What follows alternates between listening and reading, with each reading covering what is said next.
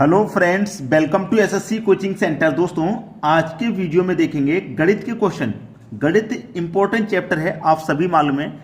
और यहाँ पे देखिए स्क्रीन पे जो क्वेश्चन लिखा हुआ है कि दो पूर्णांकों जिनका गुणनफल 24 है के योगफल का न्यूनतम मान निम्नलिखित में से क्या होगा। देखिए, दो पूर्णांक संख्या है कोई, उनका गुणा करें तो 24 आएगा। तो देखिए यहाँ पे आपको चार अलग अलग दिए गए हैं, यानी कि 1 और 24 का गुना भी 24 आता है, 2 और 12 का गुना भी 24 आता है, 3 और 8 का गुना भी 24 आता है, 4 और 6 का गुना भी 24 आता है। इनके अलावा अगर हम और कोई भी संख्या लें तो यही संख्या पलट जाएंगी। 2 का 12 से कर लो, चाहे 12 का 2 से कर लो, आगे बढ़ेंगे तो यही संख्या मिलेंगी जिनका गुणनफल 24 आएगा। ठीक है, यही संख्या मिलेंगी और कोई संख्या नहीं मिलेंगी। तो यहां पे हमसे पूछ रहा है कि योगफल का न्यूनतम मान निम्नलिखित में से क्या होगा। सबसे कम मान, सबसे कम पूछ रहा है यहाँ पे, सबसे कम। तो देखिएगा यहां पे इनका योग करूं मैं तो 1 और 24 का योग कितना हो जाएगा भाई, 25 हो जाएगा। ठीक है, 2 और 12 का योग कितना हो जाएगा, 14 हो जाएगा। 8 और 3 का योग 11 हो जाएगा। 4 और 6 का योग 10 हो जाएगा।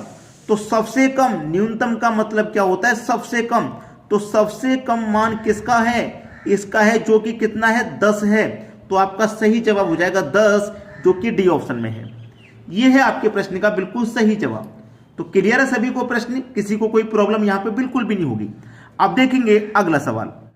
अगला सवाल है 20 महिलाएं किसी काम को 16 दिन में कर सकती हैं। ठीक है, 20 महिलाएं किसी काम को 16 दिन में कर सकती हैं। ठीक है, 16 पुरुष उसी काम को 15 दिन में कर सकते हैं, यानी कि 16 पुरुष उसी काम को 15 दिन में कर सकते हैं। अगर 20 महिला करेंगे उस काम को तो 16 दिन में होगा, अगर 16 पुरुष करेंगे उसी काम को तो काम 15 दिन में हो जाएगा। तो पूछा क्या है, एक पुरुष और एक महिला की क्षमता के बीच अनुपात कितना है। एक पुरुष और एक महिला का पूछा है। चलिए पहले कटा के सॉल्व कर लो। 5 से कट जाएगा 5 त्रिक 15 और 5 से कट जाएगा 5 चौक 20। ठीक है, अब देखना यहां पे क्या दे रखा था हमको, 20 महिलाएं दे रखा था ना। तो ये हमारे पास वुमेन थी 20 और ये 16 पुरुष थे, यानी कि मेन थे 16। ठीक है, चलिए इसी को देखिए सॉल्व करेंगे। अब ये कितना हो गया, 4 वुमेन हो गया, 4 वुमेन, और ये कितना हो गया, मेन कितने हो गए, 16। अब यहां पे हम कटा लेते हैं। ठीक है, कटाएंगे तो यहां देखिए 16 से ये 16 पूरा पूरा कट जाएगा, 16 से 16 पूरा पूरा कट गया। ठीक है, इधर क्या बचेगा, वुमेन, और इधर क्या बचेगा, मेन।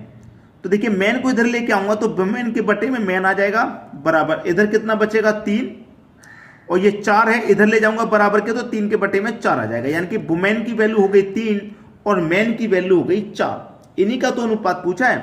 पूछा क्या है, इस बात पे हमेशा गौर करना, क्या जो पहले दिया गया है पहले उसी का अनुपात लिखेंगे। पुरुष और महिला, पहले पुरुष दिया गया यानी कि मैन, बाद में महिला कहा गया यानी कि वुमेन। तो पहले मैन कहा गया है ना, तो पहले मैन का अनुपात लिखेंगे जो 4 है, बाद में महिला कहा गया है तो महिला का अनुपात लिखेंगे जो कि 3 है। तो 4:3 आपके प्रश्न का सही जवाब है। अगर आपने इस पे ध्यान नहीं दिया कि कौन का पहले पूछा है तो आंसर गलत हो जाएगा। तो 4:3 बिल्कुल सही जवाब है, जो कि बी ऑप्शन में है। समझ में आ गया। चलिए अब देखते हैं अगला सवाल। अगला प्रश्न है, एक राशि पर 10% प्रति वर्ष की दर से 12 महीनों का साधारण ब्याज 935 रुपए है। राशि का मान रुपए में क्या है।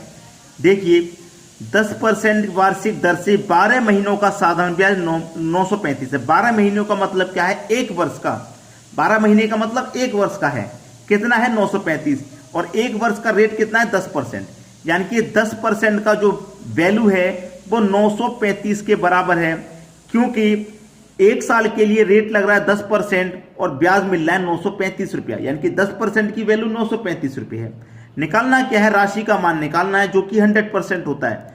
कोई भी राशि हो अपने आप में 100% होती है, तो 100% का मान निकालना है। कैसे निकालेंगे, जब 10% का मान आपका 935 है तो 100% का कैसे निकालेंगे, 935 में 10 से डिवाइड कर देंगे, 100% का मान निकालने के लिए 100 से गुना कर देंगे।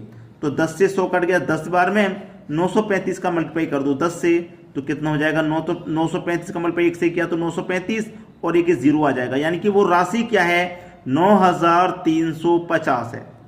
9350 पहला ऑप्शन हो जाएगा सही जवाब। चलिए अब देखेंगे हम अगला सवाल। अगला सवाल है यदि a प्लस 1/a बराबर 2 तो a की पावर 5 प्लस 1/a की पावर 5 का मान क्या होगा। देखिए यहां पे आपको a दिया गया है या फिर x दिया जाएगा, या तो a या फिर x कुछ भी दे दे, लेकिन यहां पे हमेशा याद रखना कि ये वाली वैल्यू आपको 2 दे दी गई है तो आप x इक्वल टू हमेशा 1 मानेंगे। ठीक है, x इक्वल टू हमेशा 1, क्योंकि यहां पे x दिया जाता है। अब यहां पे a दिया गया है ना, तो आप a इक्वल टू 1 मानेंगे। ठीक है, a दे दिया है तो a इक्वल टू 1, अगर z दे दे तो z इक्वल टू 1 मानेंगे जब यहां पे 2 दिया जाएगा तो। ठीक है, अब देखिए a का मान आपको 1 है, तो जहां पे a है वहां पे 1 रख देंगे। ये मेरा a है तो मैं यहां पे 1 रख दूंगा। अब 1 की पावर चाहे भी जितनी हो मान उसका 1 ही रहता है, प्लस ऊपर 1, नीचे a है 1 रखूंगा, 1 की पावर चाहे जितनी हो मान उसका 1 ही रहता है। तो 1 प्लस 1 कितना हो जाएगा 2, यानी कि आपका जो आंसर है वो है 2, डी ऑप्शन। समझ में आ गया है सभी को। चलिए अब देखेंगे अगला प्रश्न। अगला प्रश्न है a तथा b किसी कार्य को 12 और 18 दिन में पूरा कर सकते हैं, यानी कि a करता है 12 दिन में और b करता है 18 दिन में, यही दिया गया है। दोनों का एलसीएम ले लेंगे, काम पता चल जाएगा कितना है। दोनों का एलसीएम हो जाएगा 36, 12 से कटाओ 3 बार में, 18 से कटाओ 2 बार में। ठीक है, ये आपका काम हो गया टोटल 36, यानी कि ए 12 दिन में कर रहा है काम को तो एक दिन में 3 करेगा, तभी तो 12 दिन में 36 करेगा। ठीक है, जो एक दिन का काम निकल के आ गया। अब कह रहा है कि एक कार्य को आरंभ करता है और तथा उसके बाद बारी बारी से एक एक दिन कार्य करते हैं तो कार्य कितने दिन में पूरा होगा। एक कार्य को स्टार्ट करता है, यानी कि एक दिन में कितना करता है, ए करता है 3 एक दिन में, चला गया। दूसरे दिन बी आएगा, बी अपना एक दिन में कितना करेगा 2, ये चला जाएगा। फिर तीसरे दिन ए आएगा, फिर चौथे दिन बी आएगा।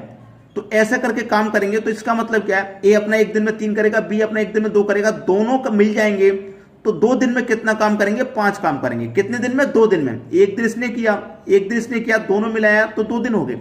2 दिन में काम हो रहा है कितना, 5। काम कितना है टोटल 36, 2 दिन में कितना हो रहा है भैया, 5 हो रहा है। 2 दिन का काम है ये 5, याद रखना 2 दिन का। तो मैं इसे कटाऊंगा 5 सत्ते 35, 7 बार में कट गया ना, 7 बार में कटा है, याद रखना 7 बार में।